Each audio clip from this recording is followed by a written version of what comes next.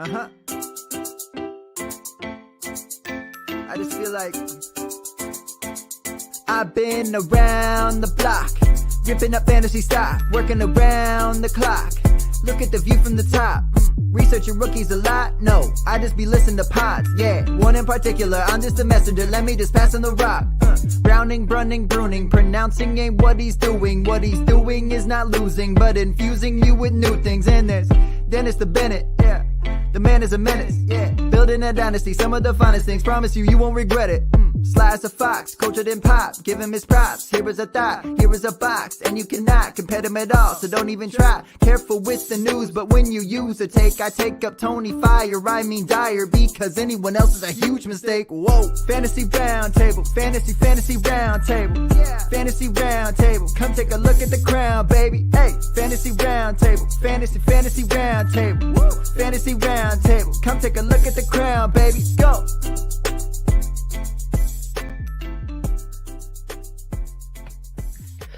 What is going on, everybody, and welcome to another episode of the Fantasy Football Roundtable Podcast as part of the Pigs In Podcast Network. It is Monday, Labor Day, which means we have finally made it. It is kickoff week for the NFL. We will be live this Thursday with our first game of the season.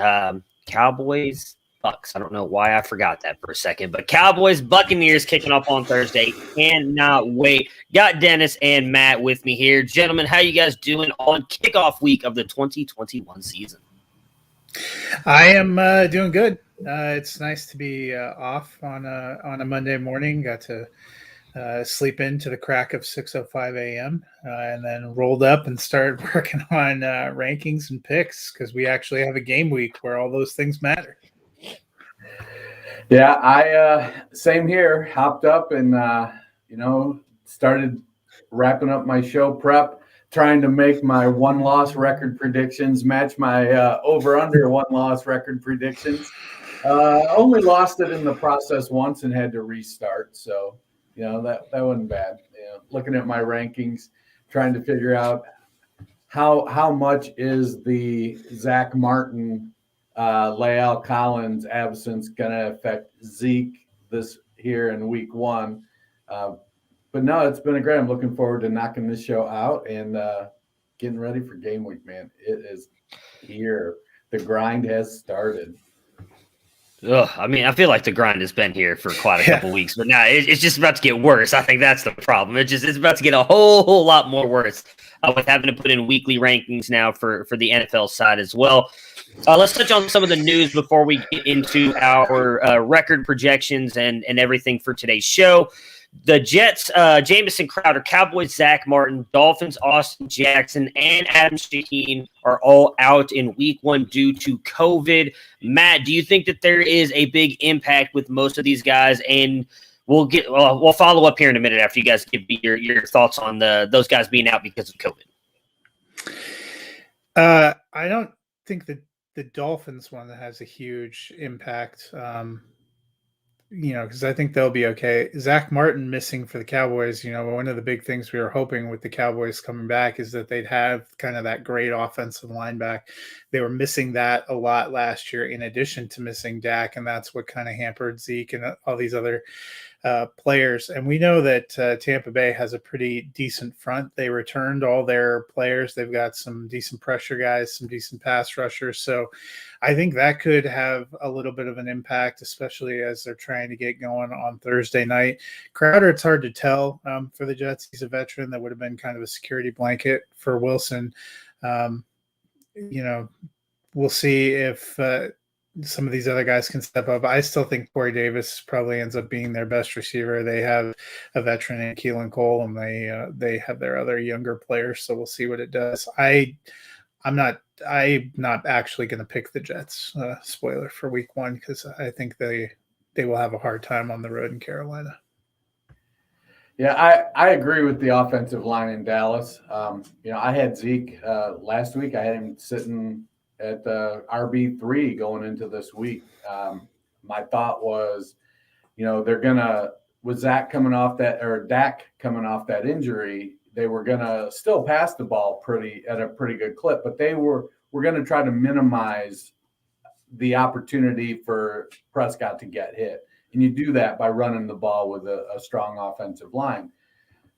Well, with Martin out with a neck injury and now Collins out with a neck injury, Martin out with COVID, that's 40% of their starting offensive line is out. So now I'm a little more concerned. I'll be dropping Dak in my week one rankings. I'm not sure. I'm probably not dropping him 8 or 9 spots, but I'm definitely going to move him back a couple spots. In New York, Crowder, on one hand, it's like he's the wily veteran, but on the other hand, it's one of those situations where Elijah Moore come in and he kind of is like Crowder plus with the skill set. And so it may not be as big a loss. New York's biggest issue is just that they're young. They're young. They've got a rookie head coach, a rookie offensive coordinator, a rookie quarterback, a second-year left tackle, a couple young pieces on their offensive line. I think Tevin Coleman's going to get a lot more run than a lot of people expect here in week one. But they're going to also they're going to try to minimize what Wilson has to do and the decisions he has to make on the fly. And so I don't know that Crowder is good. I think Moore will replace most of what Crowder does. And like Fox said, they've got Corey Davis, Keelan Cole, some veterans there to pick up the slack. So, while we're talking about that and we're trying to figure out what we're doing with these, how we're going to adjust our rankings, let's talk about the Flash Update Pro from Football Diehards. We use the tool to help us figure out our lineups. Who should we start? Who should we sit? The tools help Bob Harris become a fantasy football Hall of Famer. And if it's good enough for Bob, it's good enough for me.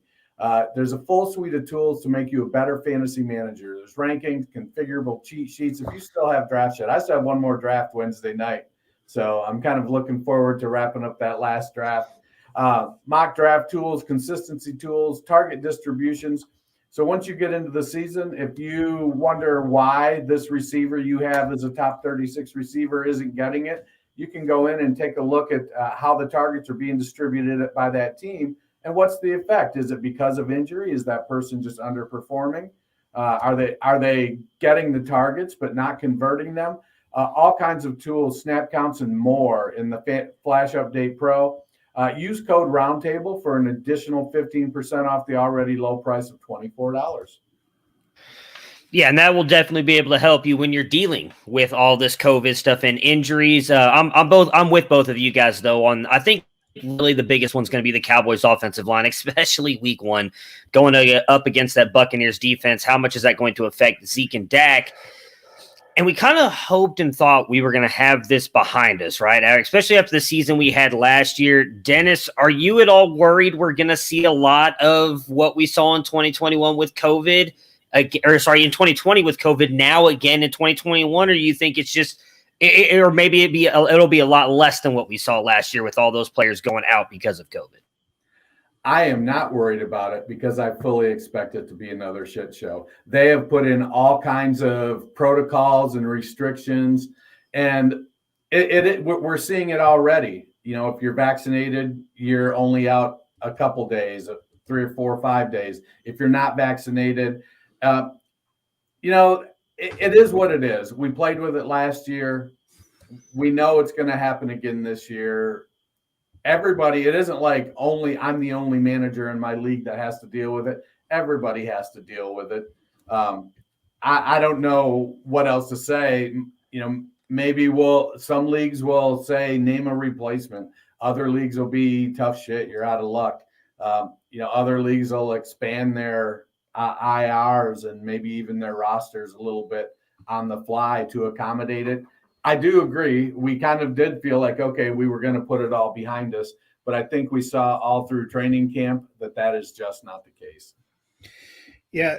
The one thing I will say, I think 2020 sort of changed the game in terms of, you have the COVID protocol, which hopefully we won't deal with for the rest of our lives. So does that mean that the 2021 Matthew Berry Game Changer Award winner is going to be COVID? It's possible. But it sounds like the short-term IR is here to stay. So in all of my leagues, including redraft, the ones where we had added some IR slots to accommodate what was going on last year, I left them in place because I think it's going to be more common that NFL teams start using the IR like baseball teams use the 15-day DL, where you just bench a guy for a couple of weeks and then rotate them in and out. And you have to be able to accommodate that. You're going to have to be prepared to make some lineup changes on the fly. Even guys who are vaccinated are getting, Zach Martin, they said, is fully vaccinated and he's not having horrible symptoms, but he tested positive. You're not completely immune. These guys are in a lot of public situations. I've had my vaccine. We were thinking about whether we wanted to go to a game, and I'm not quite ready to sit with 76,000 of my closest friends in Broncos Stadium either. You just don't know what's out there, cold and flu season. So I think stuff's going to come up. The only one thing that we know guaranteed this year is the NFL said we're not moving games. So, that's at least helpful for those of us, who have players, that the games are going to happen. You don't have that. I think was almost worse than trying to figure out who was going to get sick and who wasn't. Is this game going to happen on Tuesday night? Do I need to have backup players? Can I count on these guys? Is their game going to get scrapped? We know at least you won't face kind of those tough things. Makes it a little bit easier for commissioners. But I think you're going to start seeing more and more redraft leagues employing one or two IR slots because of the way that they've changed the rules and because of the flexibility they're continuing to allow with practice squads. I don't see that changing either because they're looking at that as one of the offsets of lengthening the season. I think the biggest thing we're going to have to watch for is it seems like a lot of the high-profile guys that aren't vaccinated that may have the biggest issue are starting quarterbacks, which not only is a bummer for your lineup, but impacts a whole cascade of positions. Yeah. I think if you're a commissioner, you've got to with the game kicking off Thursday, you've got to make your announcement now. I'm only the commissioner of one redraft league, and I've already said that I will still allow replacement players again this year. And much like you, Matt, I'm keeping the IR intact for a redraft league. I think we have it at 2 based on COVID to give you at least some kind of relief if something like that happens to your team. But you've got to let everybody know now. It can't be come Sunday and all of a sudden some big name player is ruled out with COVID and nobody knew until right up till game time. You've got to let everybody know now if you're going to allow replacement players or not. Who's going to be this year's Kendall Hinton? That's what I want to know.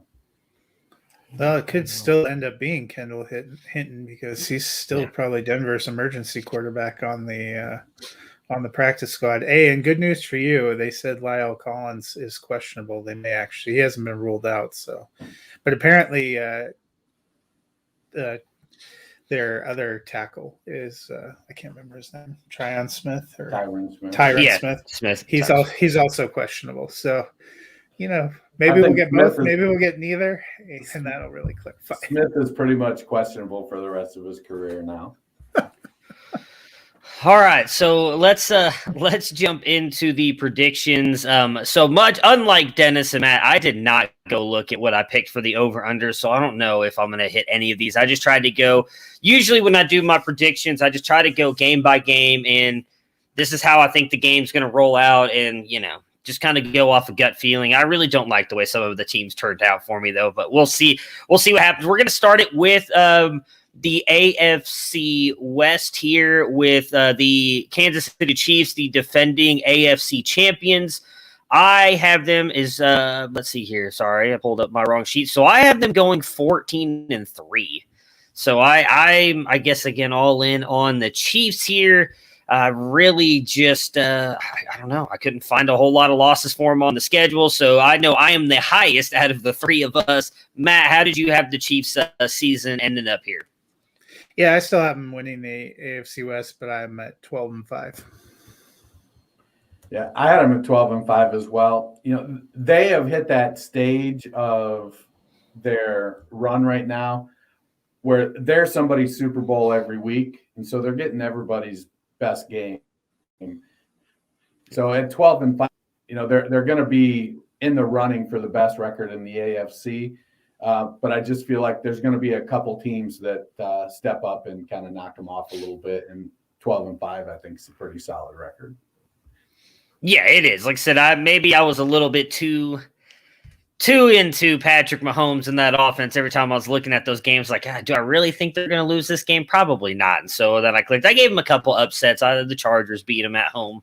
I know it was one of them, but yeah, it's. I think that regardless, Chiefs are pretty much, unless something happens to Mahomes, a lot to win. The West here, Dennis. Why don't you kick it off here with the Las Vegas Raiders? So I'm not super high on the Raiders as much as I wanted John Gruden to be a success and Mike Mayock to be a success. I don't get their process. And you can go back to the Philadelphia 76ers and the trust the process thing, but I don't get the process going on out there in Las Vegas. I have the Raiders coming in at 6-11 and actually kind of struggling a little bit this year. Yeah, I have them at 9-8. The AFC West and the NFC West are two divisions where I think all the teams have potential, and I think they're all going to kind of beat up on each other. I don't think the Raiders are quite as bad as, a lot of people have written them off. Maybe they end up cratering. But I like some of the changes they made. Gus Bradley is going to give them a little bit of a better chance on defense, and I like Brian Edwards more than others. I did rocket him up in my rankings after John Brown got cut. So I'm at 9-8, just squeaking over 500. Yeah, I mean, I definitely think that Brian Edwards can have a good season and Darren Waller, but I am not in on the Raiders at all. I have them at 4-13 this season. I have them the worst in the West. I don't think that they're going to be a very good team. I don't love that they shifted their entire offensive line. Don't think that defense is going to be much better. I really don't believe in this team much outside of Edwards and Waller. So I'm not in on the Raiders at all. Moving on to the Chargers. I did talk about them when we did our AFC predictions, making the playoffs, and I do have them in the playoffs. I have them winning 12 games. I have them going 12-5.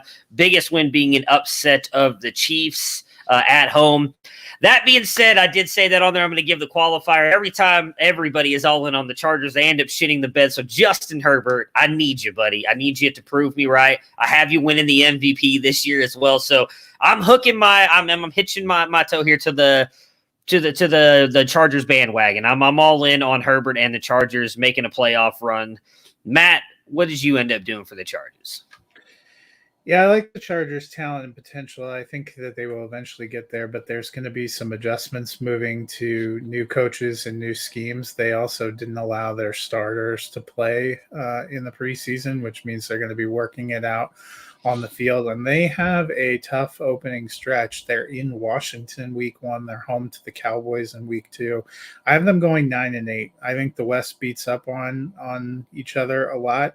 There's a lot of rivalries in there. I think the Chargers will win some surprising games. I do have them splitting with Kansas City. I think I had every team in the AFC West going 3-3 in the division because I think there's going to be a lot of parity in that group, but that's part of the reason that I have them kind of at 9-8 there. Yeah, I have them coming in at 11-6. I'm kind of bullish on them, like Bruning is. I get that they're going to be, they're transitioning to a new coach, but it's Austin Eckler, it's Keenan Allen, it's Justin Herbert. It's a decent offensive line and a decent defense. And I think that's what gives them the edge over the Raiders and the Broncos. I think the Broncos will have to kind of have everything come together, whereas I think the Chargers have a little better foundation on both sides of the ball. I don't think. Let's see. I had them going 3-3 in the division as well. So there's that, I guess. How about the Broncos, Dennis? Yeah, go ahead and give us your thoughts on the Broncos. The Broncos. I got them at 8-9. I think they're going to surprise, but I think they're going to be inconsistent. And if they get into the quarterback roulette where, they get they get tired of Teddy and his conservative passing game and not taking shots, and so they decide to go with Drew Lock and his wild card, slinging it down the field, and they start going back and forth. I think that's gonna provide some inconsistency. So I mean, as I played out their records, I really wanted to give the Broncos more wins. But when I went back and looked at my over-under, I had to be consistent. And I think the Broncos, the unfortunate thing is I think they're going to be good enough this year that Vic Fangio keeps his job. No, because he was basically told you're in the playoffs or you're not here anymore. I don't think they make the playoffs. I have them at 9-8. I would disagree that the Chargers have a better overall record. They have a better quarterback, but they do not have a better overall roster than Denver. Few teams have a better defensive roster than Denver. I just am not sure that I believe they are a high volume enough offense to win some of these higher scoring games. So I'm at 9-8, just over 500 like the rest. Yeah, I think I've shifted. Broncos are one of the teams I shifted the most on. So when we first did this at the beginning of the year, I had them in the playoffs, and I just don't love them going to Teddy. And I feel like the only reason they go back to Drew Lock is if Teddy struggles mightily, and I don't know that Lock can end up bringing them back. So I ended up getting them at 7-10. And I think that unfortunately then looks like, based on what Matt just said, that means Fangio's out. I am with him. I think they have one of the best defenses in the NFL, so they're going to be in every single game. So I could see myself being wrong on this one with them because Bridgewater is – I hate saying the game manager thing. He's very safe. So if you have a good defense that's going to keep the games close, Teddy Bridgewater is going to win you some of them. But I don't believe in Teddy as much as I do Drew Lock, and maybe that's bad on my part. I'm obviously not there in Denver. Don't see the practices and everything. So I didn't see why they chose Teddy over Drew. Right. But I think Lock just gives him a little bit more explosiveness. So that's been the biggest shift for me. Because I had him in the playoffs, but then going to Teddy for whatever reason, that's really kind of changed my opinion on the Broncos. So let's move into the AFC East. We're going to start with the Bills, who won the division last year. I do have them repeating as division champs again, and I have them going as 12-5.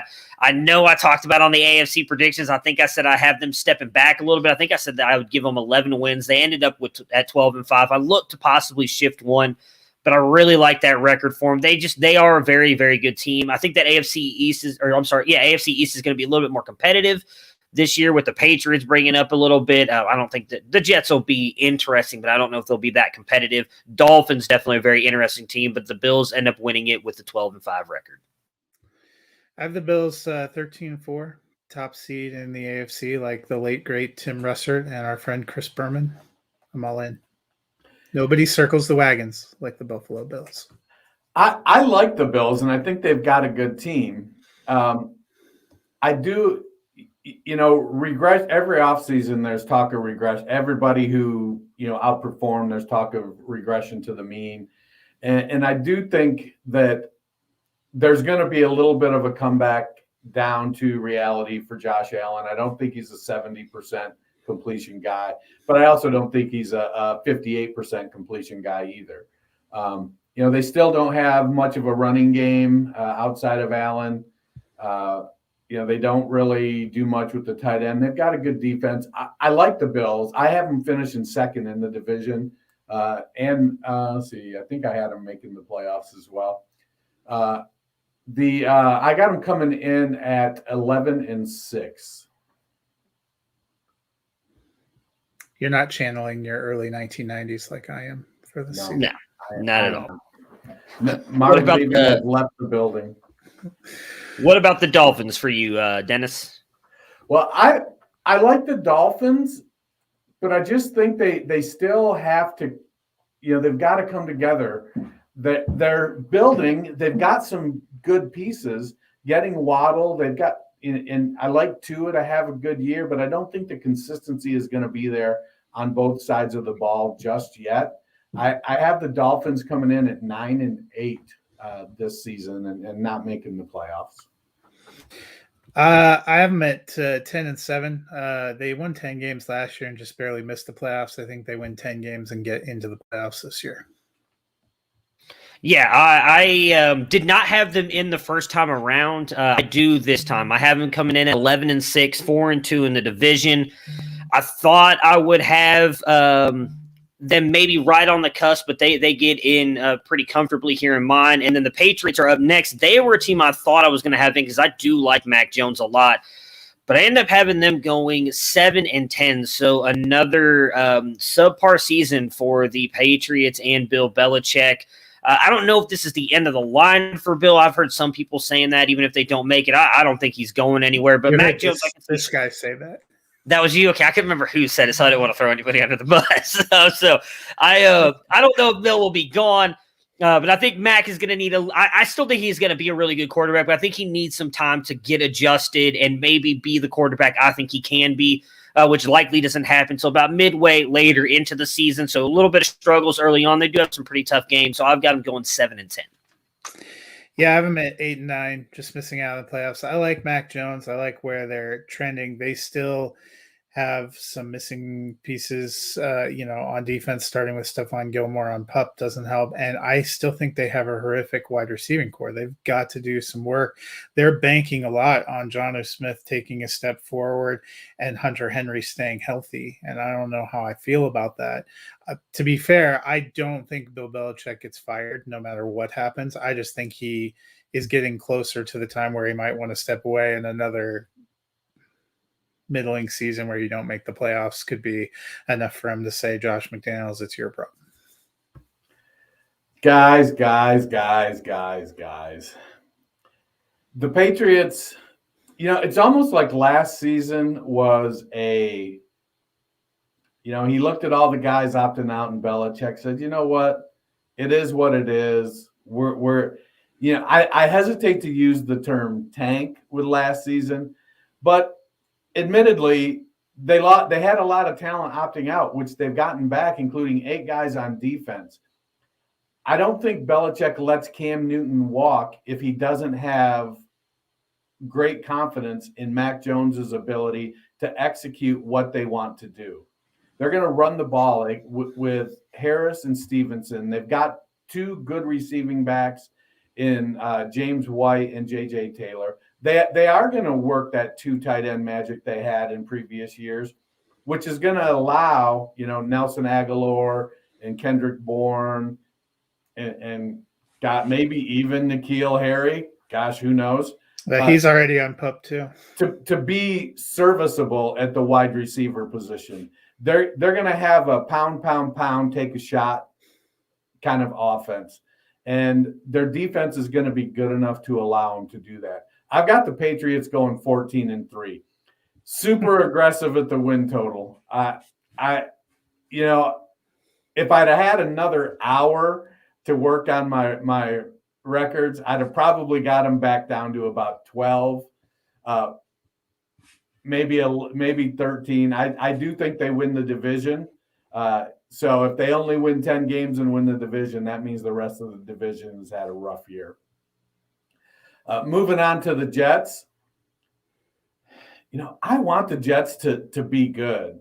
I want to be wrong on Zach Wilson because because that will make me right on Corey Davis and Elijah Moore and Denzel Mims, not Chris Herndon anymore because he's gone. But you can still be right on Chris Herndon. I can still be right. I'm holding out hope. But I want to be right on him, and I think he's got enough mobility to overcome their offensive line weaknesses. But I do think they're going to struggle some. They're going to win a few games. I have them at 5-12. They're going to go through growing pains because they are a really young team. But I like Robert Saleh as a coach, and hopefully he can keep his offensive coordinator for the next 2 or 3 years, and that team can really lay a solid foundation in New York. Yeah, I like Robert Saleh. I like what they're building there. They're not there yet. I'm 3-14. Yeah, I'm all in on Saleh as well. I've talked about when he was interviewing for the Browns coach that I hoped he would get it. I thought he would really make that defense one of the best in the league. I have them going 4-13, I believe. Yes, 4-13. So that's what I thought all in, man. Yeah, I mean, I feel like that's probably what's to be expected this year. I mean, I don't think even if they go 4-13, you can say they're a bad team or not. They're not where some of the other teams are in that division, or even some of the teams are in the AFC. We need to give them a year or two to kind of get there. I definitely like some of the pieces they have on offense, and I think Salah's going to have that defense humming, but they need to add some pieces on there as well to kind of build it up a little bit. Yeah, I mean, we've seen it before. Browns weren't built in a year. They're gonna play hard, and they're not going to give up. Decades. They're not going to give up. They're going to play hard all season long, I think. Yeah. I mean, there's 3-14 teams where you're like, God, this is a slog, and there's 3-14 teams that are a hell of a lot of fun to watch that just don't have the horses yet. I think they fall into that category. Well, Matt, you mentioned the Browns, so let's jump in and talk about the AFC North. We're going to kick it off with the Steelers. I have them going 8-9 and missing the playoffs. They were the team that got bumped here for the Dolphins. First run around I did, we decided 3 AFC North teams making the playoffs. That did not happen now, which is a little bit weird, as I kept talking about how I thought Pittsburgh was going to make the playoffs. I think they're going to be a good team.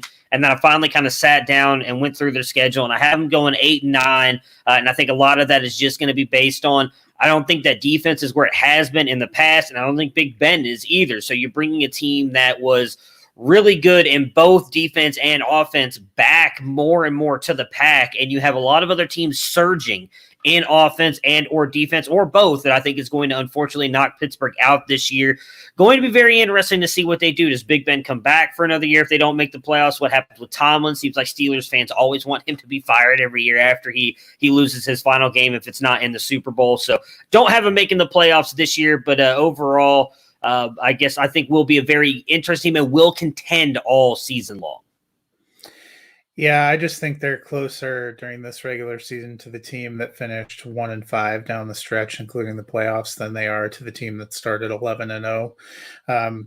We talked about even last year, there was a lot of masking how good they actually were in their ability to win some of those games. I have them going 9-8. I think they're competitive. I think they're in it to the end. I have them also just missing the playoffs. I like Najee Harris.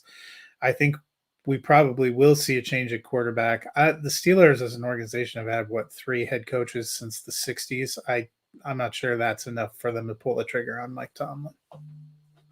Yeah, I have them at 8-9. And I think when you get to the end of the run of a Hall of Fame caliber quarterback, the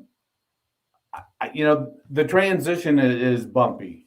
And I think we saw that with what they had behind Ben when he missed the season with the injury, how he played when he came back, the struggles that they've had with their offensive line. I agree. I don't think their defense is going to be as good as it has been. And I think they're going to struggle as well. They're going to come in I have them at 8-9. And I don't, if they go to another, are they going to Rudolph, or are they going to go to Haskins? Who's going to be the one they go to? They're going to go to a draft pick. Yeah. Oh, I thought you meant like or a free agent. Oh, this season. No, I think they might keep Haskins for a year. The backup. I don't think either of those two guys won the backup competition. Right. Yeah, as of right now, they got both of them on the team. Yeah.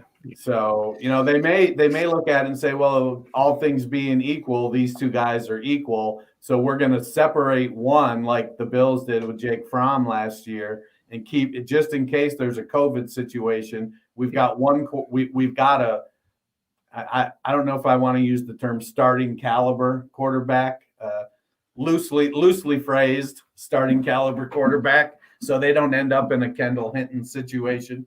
But I don't know. I'm a Haskins guy. I like Haskins over Rudolph, but yeah, it's here and there. Next up, we've got the Ravens. I got the Ravens making the playoffs, coming in at, or do I have them? Where'd my playoffs go? I've got the Ravens in the. Oops, I lost my playoff one. 1 second.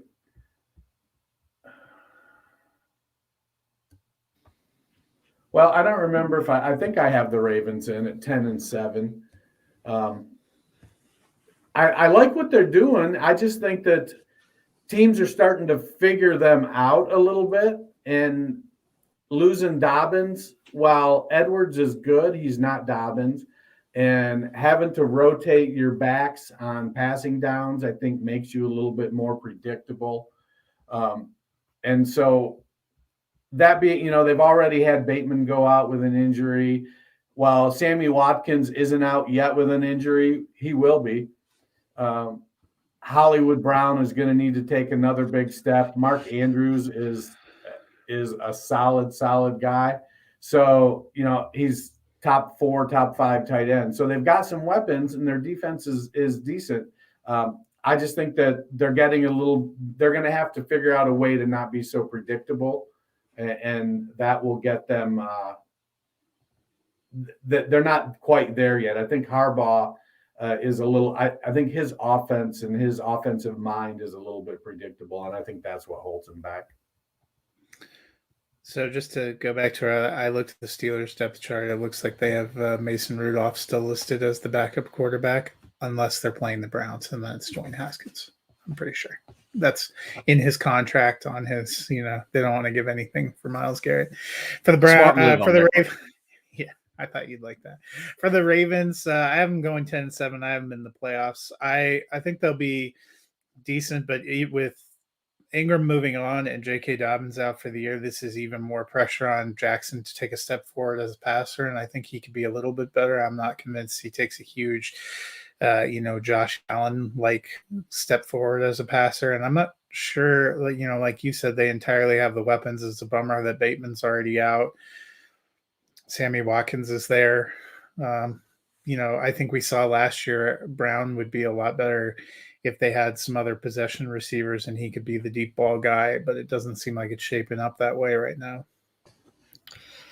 As the famous Office quote goes, I believe it's, "Oh, how the turntables." I was not really in on the Baltimore Ravens last year. I've got them going 13-4 this year. I'm really not that worried about them, even losing Dobbins. I do think Lamar takes a step forward. I think that they've drafted very well. I like the team around him. He hasn't really, for as much as he's run in the past, he really doesn't take many big hits. And even when he does, dude just bounces right up. I'm not going to count on this being the year that he doesn't. I don't have them winning the division, which terrifies me. I don't know how that happened. I usually try to make sure that someone else wins the division. But they ended up not winning the division, but they are 13-4 and making the playoffs. When you pick a team to go 17-0, nobody else can go above. I didn't pick them to go 17-0, but I wasn't happy with the record I gave them. So that does bring us to the Browns. So I do have winning the division at 13-4 as well. I'm not really happy with that record. I felt like it probably should be 12 or 11 wins, but they have a really good team, really good offense, really good defense on paper. Game is not played on paper. Freddie Kitchens showed us that a couple years ago. So I do believe, though, in Stefanski that he is a much better coach and motivator than Kitchens was. The biggest thing is going to be this defense has to stay healthy. They're already dealing with injuries on the back end that cost them last year. But I'm all in on them. I do think that they are going to be a very good team. Even if they don't win the division, I don't believe that they will miss making the playoffs. But I have them winning the North, finishing as the number 2 seed in the AFC with a 13-4 record. Yep, I have the Browns 12-5, winning the North, number 3 seed in the AFC. I'm less scared about picking them to win the division than Matt is.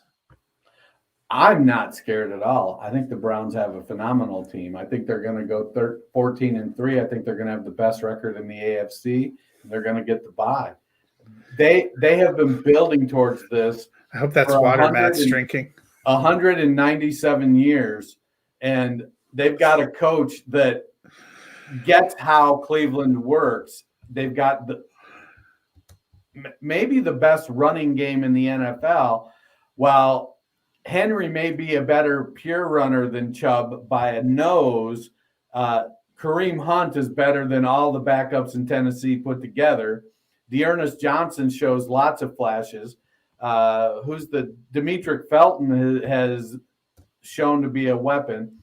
If we have to throw the ball with the wide receivers we have, we can go out and throw the ball 50 times and win with Jarvis and Odell and Peoples-Jones and Rashard Higgins and the tight ends, Hooper, Bryant, and Njoku.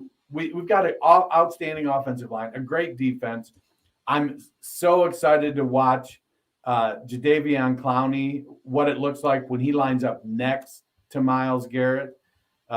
Not just on the opposite end, but next to him. It's going to be the pressure that we put on, and yes, I said the pressure that we're able to put onto opposing offensive lines is going to be phenomenal. Browns, baby, Browns. Moving on to the Bengals. Ooh, not quite so much. I think this is Zach Taylor's last year. I love that they're trying to build an explosive and powerful offense. But you don't complete a lot of passes from your back. And they have, I felt like with Higgins and Boyd and Mixon, I felt like they had enough weapons that they should have focused on the offensive line. Like draft 7 offensive linemen kind of focused to make sure that they're keeping Joe Burrow upright. But Burrow and his persuasiveness, I guess, is what convinced them to take Chase, who, from all reports, can't seem to catch the ball. I'm not worried about Chase long-term. I think he's going to be a great NFL receiver. I think he's going to probably have a pretty good year this year. I just think that it's going to be a lot of things that are going to happen. It's going to turn into a short pass offense because Burrow isn't going to have the time. And when everything is happening in front of the defense, only 3, 4, 5 yards down the field, it's going to put them in positions where they're constantly in 3rd and long, and it's going to be a rough season for the Bengals. I have the Bengals coming in at 4-13. Yeah, I don't think the Bengals are playoff contenders, and I think it may take some time to get everything to gel together. But I'm at 6-11. I think they'll be a little bit more fun to watch. I do believe in some of the talent. I still am with Dennis. I probably would have shorn up the offensive line a little bit more, and Zach Taylor may not be the answer. I wouldn't be surprised if he's gone, but I think they'll be a little bit more fun to watch. I definitely think they'll be fun to watch, but I do not have them with a very impressive record. I've got coming in here at 3-14 and actually going 0-6 in the division. I don't think they get a single win against the Browns, Ravens, or Steelers. I'm really worried about that offensive line. I know we talked about it this offseason and listening to some of the Bengals front office and commentators and everything say they're not worried about their offensive line. They seem to be the only ones in the entire world that are not worried about the offensive line, maybe outside of their offensive line players, because I'm sure they believe in themselves, but I don't think that it's going to be a very good year for Joe Burrow, as I don't know if he's going to want to run that much. That knee coming back from that, I think it's going to be a little bit of a rough season for them. Maybe they do. I don't know if they fire Zach Taylor. Maybe they will. The Bengals tend to not really get rid of head coaches fairly quickly, especially when they're not on very expensive contracts. So, and I don't know that Zach Taylor's the problem either. I think it's more of that front office not drafting the players they should to help continue to build around a franchise quarterback in Joe Burrow, and instead grab a bunch of wide receivers when you can only play like 4 or 5 of them at a time. You probably don't need to draft like 30 of them a year. So anyways, moving on to the AFC South. This is going to be, if it goes anything based on my projections here, going to be just a really bad division. I'm not excited about any of these. I only have one team finishing over 500, and that is the Colts, who I have winning at 9-8. I need to see it from Wentz. I thought I was going to be more all in on this team because I love their defense and I really love their offense and the weapons around them. But the more and more I hear of Wentz already being injured, now he's dealing with COVID. I don't know that I trust I don't even remember who their backup is at the moment now. It's Jacob Eason or Sam Ellinger, whichever one they go with. Ellinger's out for 7 or 8 weeks with a knee injury. Okay. So really don't believe in Jacob Eason. I just it's going to be a rough year for the Colts if Wentz suffers another injury. So I have them barely making the playoffs. Only getting in because they win the division at 9-8. I also have the Colts at 9-8, but I don't have them winning the division. I have the Colts with the best record out of all of us at 10-7, but not making the playoffs. I feel like they're gonna, they're gonna be able to ride Jonathan Taylor. They've got a good defense, and I think that defense is going to be good for a couple wins this season. And the defense is probably the difference between them going 7-10 versus 10-7. Moving on to everybody's favorite bad luck schleprock team here, the Houston Texans. Titans. We forgot the Titans. Did I skip? Oh, I thought we started with the No, Matt skipped the Titans. That's my fault. I skipped the Titans. I skipped the Titans to right to the Colts. I scrolled too far down. All right, so back to the Titans then. I have the Titans winning the division, going 5-1 in the division, and coming in with a 12-5 record. We know what the Titans are. They're an efficient passing game who added a second strong passing weapon. They probably weakened they did it at the expense of their tight end position, but they're all about the run game. They're going to hammer Derrick Henry. Their defense is probably not as good as Vrabel would like, but it's all about Derrick Henry. I wouldn't be surprised if Henry sets a single season rushing record. Yes, in 17 games, not 16, but still a single season rushing record. And A.J. Brown is going to be efficient, and Julio Jones is going to be efficient in the 10 games he plays. So I have the Titans coming in at 12-5, winning the division. Yeah, I have the Titans at 11-6. I think they win the division as well. Their defense exists. Fortunately, they play a weak division. Yeah. I think the reason what you just said there, their defense exists, is why I just don't believe enough in this offense. I have them going 7-10. I don't think that they're going to be that good. And I don't have them making the playoffs. I think they've got a lot of very good teams on their schedule. And while I think that offense could keep up, that defense is not going to stop the three of us from putting points up on them. So I am not in on the Titans this year. Next up brings us to the Texans. Texans. I have the Texans with the worst record in the AFC here, tied with the Bengals with a 3-14 record. I do have them getting 2-3 wins. They just announced earlier today that Tyrod will be the starter for Week 1. It's very hard for teams to go 0-16. I don't. Tell us why you love the Texans.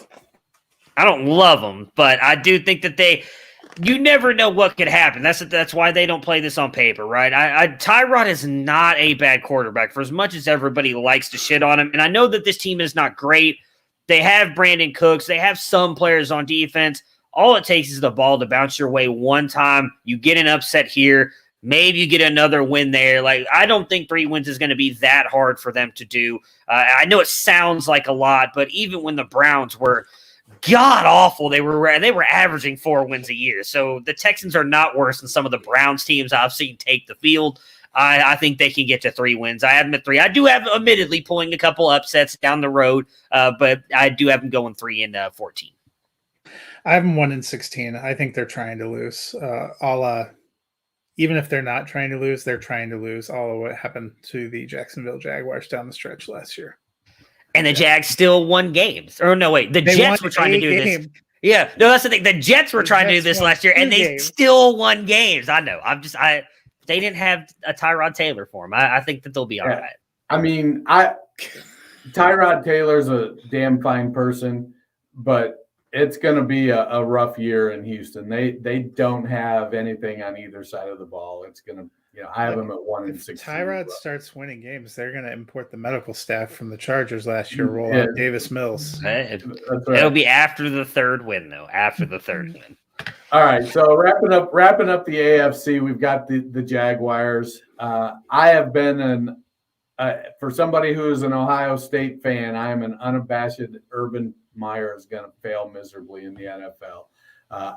I have them going 4-13, and that's basically Trevor Lawrence willing them to 4 wins despite Urban Meyer. Yeah, I have them at 5-12. I'm not huge on them taking a big step forward. I have them at 4-13 as well. Just way too much to do on that offense. That's where I think the Texans are actually going to steal a win, because the Jaguars are really not much better than the Texans outside of their quarterback position. That's it. So I think it's going to be a rough year for the Jags as well. You will not smite James Robinson on this show. Anyway, Hey, I've got him in my Scott Fishbowl team. I'm hoping. Speaking of James Robinson, do you have what it takes to beat the pros? FantasyNation.com has a rankings accuracy contest going on. You've got 4 days left to do the preseason draft accuracy. Get it in there. If you're most accurate with your preseason rankings at the end of the season, you win $500. If you want to do weekly rankings, you do weekly rankings anyways. You might as well take a chance, win some money. Go to FantasyNation.com/ranker. Sign up, enter weekly rankings. It's easy. You can drag and drop. You can upload your spreadsheet. If you're most accurate at the end of the season, you win $1,000. If you are most accurate by position, quarterback, running back, tight end, wide receiver, you win $100. Again, no fee to enter. Go to FantasyNation.com/ranker to sign up. All right, let's hop into the Seahawks here. Go ahead. The Seahawks, let's see. I don't have them making the playoffs, do I? I do have them making the playoffs. I don't have them winning the NFC West. They're going to ride Russell as long as Carson stays healthy. They've got an outstanding wide receiver duo. I have them coming in at 10-7. Yeah, I have them at 9-8. NFC West, I have everybody over 500, but I think they end up at the bottom of the heap. Yeah, I have them not making the playoffs and the worst in the most competitive division outside the AFC North. For me, I have them going 7-10. I have them finishing under 500. I just don't like the way they keep switching up what they're going to do. Don't think this defense is what it's been for a couple years there. And I know Russell Wilson has the weapons on the outside, but they just don't seem to trust him to use those weapons. They're going to want to ride the running game. I don't think that offensive line is going to be that good. Don't think the defense is going to be good enough to keep them in enough games. And if they don't want to pass the ball, they're not going to stay in either. So I have them finishing last in the division. Next up, we have the Cardinals. I'm sorry, the Rams. The Rams, which I have finishing second in the division with a 12-5 record and making the playoffs. I'm all in on Stafford going there. Matt, you and me talked about it a little bit in our defense special teams rankings. They're going to be one of the best, if not one of the best defenses in fantasy, but I also think in the NFL, and then you bring over a guy like Stafford for that offense, they're going to be a very good team. Rams are making the playoffs. Yeah, I'm at 12-5 winning the West. Stafford was my pick for MVP. Why do you guys hate the Rams? I have the Rams going 14-3, winning the NFC, best record. You know, Stafford is just exactly what doppelganger Bruning needs out there in Los Angeles. He is gonna lead that team, you know. And when you got that defense that they have, and you pair up a quarterback like Matthew Stafford, losing Cam Akers is not going to be that big a deal. Henderson and Michelle are going to be just fine, and then Woods and Kupp, it's going to be a phenomenal offense to watch. I don't know why you guys hate the Rams. Now, by the way, I just want to say thank you for saying doppelganger Bruning, because I am technically 7 days older than him. So I just want to say thank you. I came first. That's what matters. But go ahead. You guys have accomplished the same amount in your time on the earth, too. Roughly. I'll give him a smidge more because he did make the Super Bowl. I've come close with the Browns and Madden, but not quite there yet. So back to the Cardinals. You know, I have to be consistent with my beliefs on the Cardinals, and I'm just not in on Cliff Kingsbury. I think Kyler has exceeded my expectations, but I don't know. I don't think he has what it takes to make that team a championship team. I have the Cardinals coming in at 8-9. I'm at 10-7, making the playoffs. They were very close last year, didn't quite hold up during the stretch. I think they have enough pieces on offense. I like the J.J. Watt move to give them a little bit of more of a veteran presence on defense. I had him making the playoffs last year, and I'm sticking with it this year. I do have him finishing third in the division, but at 11-6 and making the playoffs. The defense has made enough changes, and I think if Kyler stays healthy, they would have made the playoffs last year. I think that happens this year. Adding a guy like Rondale Moore, maybe A.J. Green's not what he was, but I think he can be used well in that offense. I'm all in on the Cardinals this year. That takes us to the 49ers, who I do have winning the division. They were a really good team last year. got hit with COVID. One game, I believe they were starting guys off the street at wide receiver. Ton of defensive players injured. I know that defense is not quite the same. They did lose some players on there, but I still think they got one of the best defensive lines in the game and overall defenses. The biggest question I have is, will losing Robert Salah hurt that defense? Because I do think he is a great defensive mind. Still have him going 13-4. I think they go to Trey Lance sooner than most people do. He's able to help kind of boost that team, give that offense a little bit more firepower. So I have them winning the division and going 13-4. I like their talent. I have them at 10-7 making the playoffs. I do think they go to Trey Lance. I think they continue the 2 quarterback rotation, and it's just okay. Yeah, I if they go 13-4, they're not going to Trey Lance. They'll sprinkle Trey Lance in, not as much as New Orleans will sprinkle in Taysom Hill. If they're winning at a 13-4 pace, they're going to stick. They're going 13-4 because of Trey Lance, not because of Jimmy Garoppolo. No. I would have bought 4-13 because of Trey Lance, but not. So I have the Cardinals coming in at, or the 49ers coming in at 10-7 and missing the playoffs. I do think that losing Salah is going to affect that defense. I think they'll continue to run the 2 quarterback thing all season, and it's going to be what actually prevents them from making the playoffs. Moving on to the NFC East, Washington football team. When I played through my season with them, I wanted them to be much, much better. I felt like they have the defense to be better, but they came in at 11-6. I do have them winning the division, so I think that the NFC East is going to be pretty competitive. I have Washington winning the division at 11-6. I also like Washington. I also have them at 11-6, making it as a wild card, second in the NFC East. I am all in on Washington as well. I picked them to make the playoffs last year. They backed into that, but they still made it, and I still think they make the playoffs this year as well. I have them winning the East at 11-6. That brings us to the Giants, who the first go around, I believe I had them as like 1-15. I bumped them up a little bit this time. I'm actually a lot more bullish on them than I thought I was going to be. I have them going 8-9. They do not make the playoffs. They finished third in the division.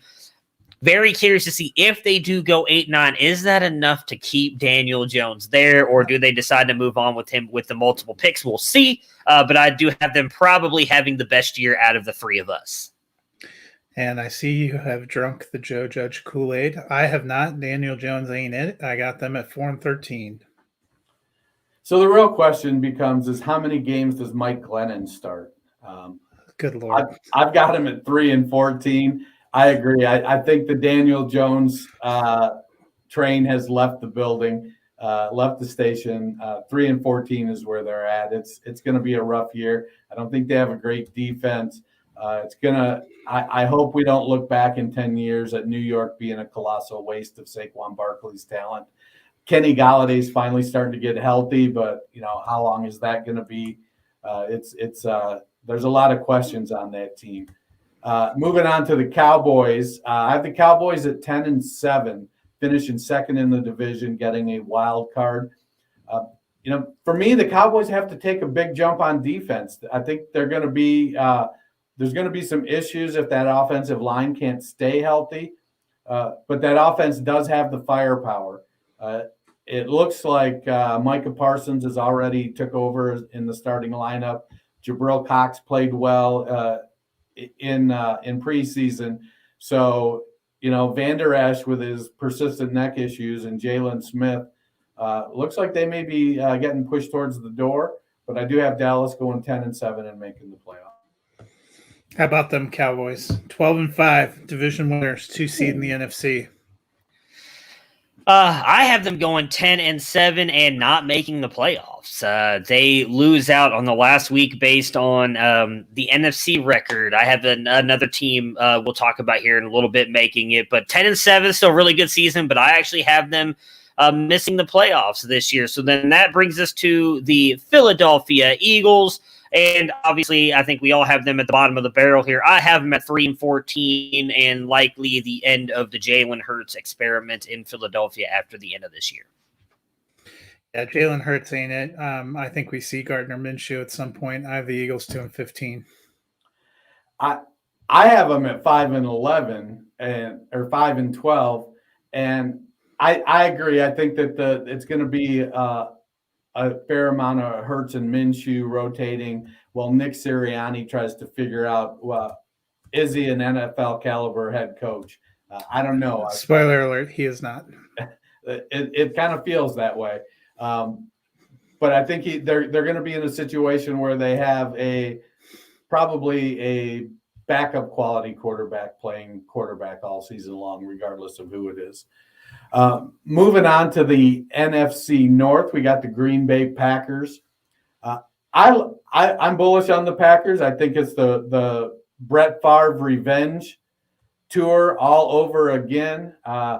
I love what I'm hearing about my guy, Marquez Valdes-Scantling, taking a leap here. And when you take somebody that's got his kind of size and speed and you pair it up with Devontae Adams and his route running ability, I don't think Valdes-Scantling is in line for 90 catches, but he could definitely lead the league in yards per reception. I've got the Packers going 13-4. Yeah, I have them at 11-6, winning the NFC North, but I think some of the strange relationship between coach, front office, and quarterback ends up taking a toll this season. I don't. 14-3 and the number one seed in the NFC. I said it the first time we did this run through. I had him, I believe, winning the Super Bowl. I believe I'm all in on Aaron Rodgers just trying to shut up the Packers front office, and I think he's good enough to do it. They almost made the Super Bowl last year. If it was not for Matt LaFleur kind of chickening out and going with a field goal there, they probably could have made it, and I think they would have beaten the Chiefs. I don't think the Chiefs would have won regardless of who they played last year. They were just too decimated with injuries. So I think that the Packers can definitely get there. And then Aaron Rodgers does have it now in his contract now after this year. Maybe he ends up moving on after bringing Titletown a championship. We'll see about that here in a little bit. Next up, we are talking about the Chicago Bears, and the Bears are the team that I was talking about making the playoffs. I have them going 10-7 as well, 10-6. Wait, 10-6. That's not right. 10-7. 10-7. Sorry, it's not marked as 10-7 on my sheet. So what did I do wrong here? Who did I not pick them to? What game did I not pick for them? That can't be right. I don't know, but they are going to. I don't have them. So technically, I have them going 11-6 because I think they're going to beat the Vikings. I apologize. 11-6 because after week 1, Justin Fields is taking over. And I said multiple times when it came to the NFL that whatever team Justin Fields landed on, he is someone who raises all the ships around him and would take whatever team he ends up on to the playoffs, where Zach Wilson is just not that player. Granted, Justin Fields ended up on a little bit of a better team. They've got a much better defense. Offensive weapons, I think you could question outside of Allen Robinson with the Jets. But I think Fields is going to be more than good enough to take the Bears to the playoffs. So 11-6 record for me and a playoff run for the Bears this season. I have the Bears at 9-8 on the cusp. I did pull Justin Fields way up in my season-long rankings. I have him up at quarterback 21 right now. I feel like the Bears are going to try to hang with Andy Dalton until the bye week. It's not going to go well. I got them finishing 6-11. The Vikings are up next. I struggled with the Vikings because I feel like they should be better than the record I came up with. I have them at 8-9. And when you got Dalvin Cook and Justin Jefferson and serviceable Kirk Cousins, I guess it has to come down to the defense not living up to expectations. So I've got the Vikings sitting at 8-9 and missing the playoffs. Said it for a couple of weeks. They have that 7-10 energy, and that's what I put them at. Yeah, we talked a little bit about this. They're the every other year team, right? Last year they were not that good, so this is the year that the Vikings go 2-15. I hate the vibes around that entire team. I don't think they're going to do anything. I have them at 2-15, and I tried, people. I tried. Next up, we're going to talk about Dennis's Detroit Lions. I have them finishing third in the division at 5-12. I was going to say, if you've got the Vikings at 2-15, man, you must be really high on the Lions. 5-12. I think what's undersold with the Lions, and I'm almost positive, Matt, you and me talked about this a couple episodes ago, they have one of the better offensive lines in the game. And we've seen when Goff has been given time, he can be a competent quarterback. I don't love the weapons around him, but I do think Amon-Ra St. Brown can do damage. So can TJ Hawkinson. If Swift is healthy, he'll be good. So I think that they've got enough weapons to be competitive for most of the season. I mean, mostly in most games. I have them going 5-12, so not a great record, but I think they can get to at least 5 wins.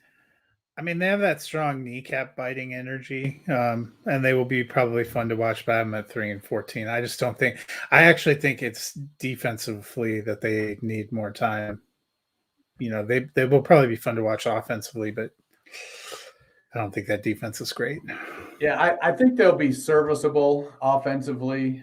Even if Swift misses some games, I feel pretty comfortable with the combination of Jamal Williams and Jamar Jefferson being able to hold down the fort. But they do. Their offensive line is great. TJ Hawkinson's going to have 275 targets. Amon-Ra St. Brown and Quintez Cephas and Tyrell Williams. They signed Kadero Hodge to a $2.1 million contract and then renegotiated it and made a bunch of it signing bonus, making it worth keeping him around. So Kadero Hodge could very well be the Lions wide receiver 1 this season. I have the Lions coming in at 4-13. Unfortunately, it breaks my heart. Moving on to the NFC South. We've got the New Orleans Saints up next. What's going on with the quarterback situation? Is Jameis going to be able to hold on? Can Marquez Callaway make us forget all about Michael Thomas? Holy mackerel, there's a lot of questions in there. I've got the Saints going 10-7. Making the playoffs just barely as a wild card. So I think Jameis is gonna be. I like Jameis as a quarterback. You get the occasional turnover-prone game, but I think as a quarterback, he's a pretty good quarterback. I mean, he's definitely a good crab connoisseur. We know that from way back in the day. But I have them at 9-8, just missing the playoffs. They have a pretty tough opening schedule. I think it's going to take some time. Once Michael Thomas is back in the middle of the season, he and Callaway could be a good duo. But Marquez Callaway essentially by himself at the beginning of the season, no bueno. Yeah, I'm right there with you, Matt. I have him at 9-8 as well and missing the playoffs. Maybe Winston can be better. Last time we saw him, he was 30 for 30, and that was not the ESPN documentary. So I'm not 100% sure that that's going to change here with the New Orleans Saints and the rest of that team. So I'm not all in on the Saints. 9-8, though, I still think it's a pretty good record. That brings us to the Tampa Bay Buccaneers, and I have them going 13-4 and winning the division once again. Not much else to say here. I mean, they brought literally every single person back down to the equipment managers and the Cowboys. It's ridiculous. Everybody is back on this team. They're going to go and try and go for one more run, and I don't see any real weaknesses on this team either. So I think that they're going to at least win the division. Yeah, they brought everybody back, and they added Gio Bernard to the party. I'm 13-4, winning the division, top seed in the NFC. I love that everybody wants to shit on Jameis, but he also had a season where he threw 33 touchdowns, 28 touchdowns. You guys are just mean. However, I believe in Tampa as well. I think they're going to be great. I have the Tampa Bay Buccaneers going 13-4, winning that division. Not being the number one seed. They'll be the number 2 seed in the conference. But I like Tampa. They've, like you said, good defense, brought everybody back, good offense. Carolina Panthers, is Joe Brady. Is this the year they make the leap? Can Sam Darnold be the guy? Is he for real? They picked up his 5th-year option, so we're going to find out. They got a couple years for him. I have the Panthers going 5-12. I think a lot of their issues are going to be on defense. Probably, with the receivers they have and Christian McCaffrey, I would not be surprised if I'm way off on this record. I'm at 9-8. They have a pretty soft schedule to begin with, and I do like the talent. I do like them to take a step up. I don't have them in the playoffs, but I think we see some forward progress from Matt Rule. I have them at 8-9. I do think that they are going to be competitive. Wouldn't be surprised if they do finish closer to 9 or 10 wins, like Matt just had him at 9-8. Love Joe Brady. Love what Matt Rule is doing with this team. They drafted all defensive players. I think that they're working on building that defensive up a couple years ago. I think it's going to be a little bit better this year now that team has had a full year under Matt Rule and working on that defense. And Sam Darnold. The one thing I'll say is Brady made Teddy Bridgewater look like a very competent quarterback out there most weeks, and don't think it's unfair to say Darnold has a little bit more talent in him than Teddy Bridgewater does. So if he can keep Darnold from making those mistakes, which I think he will do with play calling, I think that Darnold could be very good. Last but not least, that gives us the Falcons, who I have at 4-13. They're just not a good team. They need help on offense. They need help on defense. They need help on special teams. They need help coaching. They need help in the front office. They need help everywhere. So 4-13 for me on the Falcons. I guess I'm the most bullish on them. I have them going a stunning 5-12, but I did move Kyle Pitts up to tight end 4 in my season-long rankings, in deference to you, Matt. Yeah, I have. It was a tight end 1, but I'll take it. I have the Falcons at 3-14. I think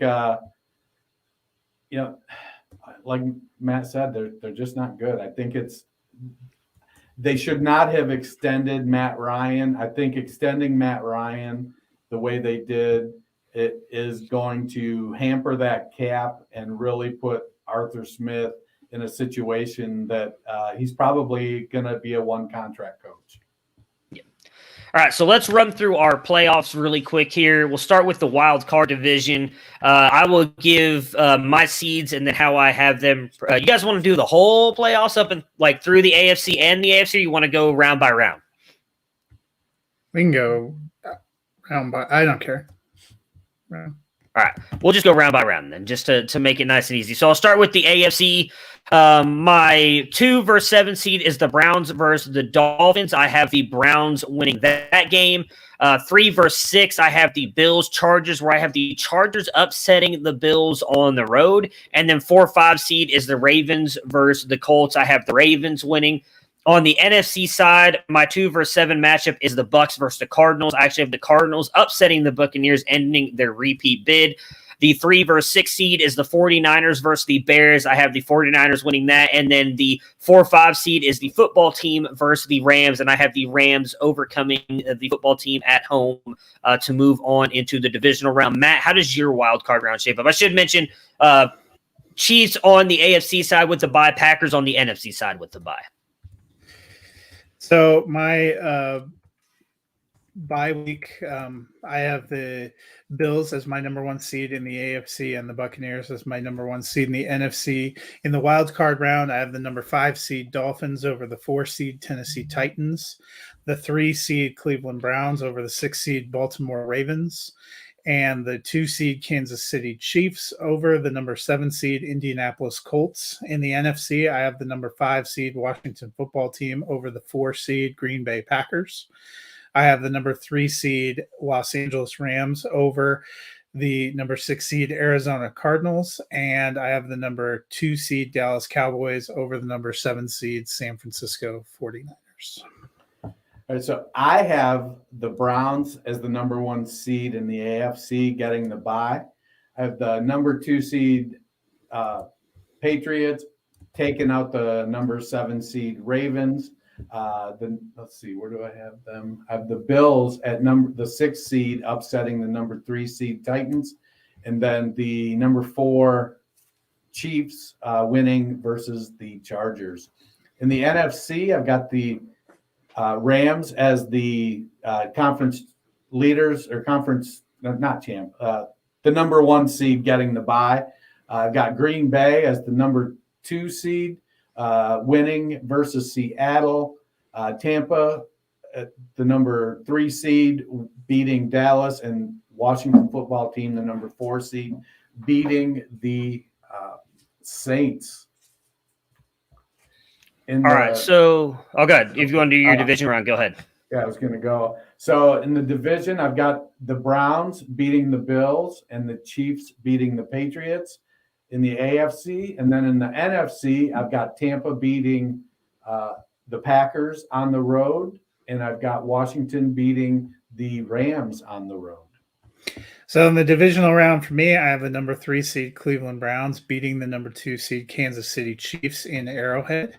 And I have the number 1 seed Buffalo Bills holding serve against the number 5 seed Miami Dolphins. In the NFC, I have the number 2 seed Dallas Cowboys knocking out the Rams and the number 1 seed Tampa Bay Buccaneers knocking out the Washington football team. All right, so in the AFC for me, I have two divisional matchups going here. I have the 2 seed Browns versus the 5 seed Ravens, with the Browns at home getting the win, and the 1 seed Chiefs at home against the 6 seed Chargers and the Chiefs getting the win. On the NFC side, 49ers 3 seed versus the 5 seed Rams, with the 49ers getting the win, and the 1 seed Packers versus the 7th seed Cardinals getting the win. That takes us to the conference championship, where in the AFC side, I'd love to do it, but I have the Chiefs still beating the Browns here at home to make it into the Super Bowl, and I have the Packers beating the 49ers to get into the Super Bowl to set up a Chiefs-Packers Super Bowl in 2021. So for me in the AFC championship game, I have the Bills outlasting the Browns and the Dallas Cowboys beating the Tampa Bay Buccaneers to return the game to the highs of the early 90s with the Bills at the Cowboys. So I've got the Browns beating the Chiefs at home to make their first Super Bowl, and then Tampa beating the Washington football team at home, setting up a Browns-Buccaneers Super Bowl with the 2 most complete teams in the NFL facing off to see who is the best. All right. So who's your Super Bowl winner, Dennis? Give it to us. Okay. Pick the Browns. Right. I think I think this is the year. The Buffalo Bills. And I took the Green Bay Packers. I stuck with it. I think that they can end up beating the Chiefs. I think all those could be very, very interesting games, and I can't wait to see how wrong all 3 of us will be here in like a month. So that'll do it. How much would you enjoy where you currently live if the Dallas Cowboys are in the Super Bowl? I mean, wouldn't it be 2 weeks of with pure joy? Passion. No. No.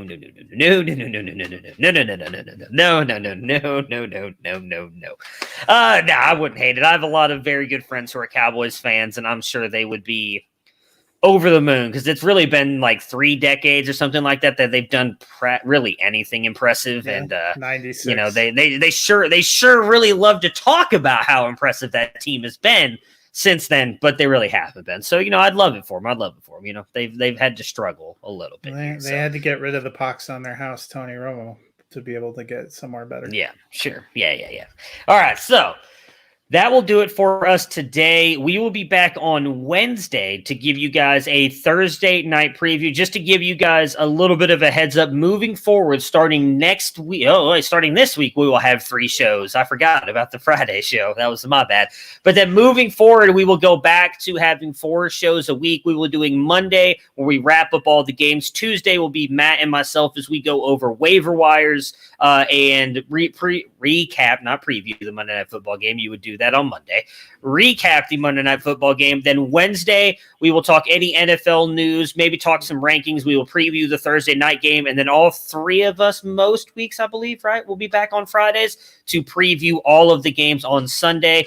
So that will do it for us today. Everybody enjoy your Labor Day, and we will catch you guys again on Wednesday to preview the opening game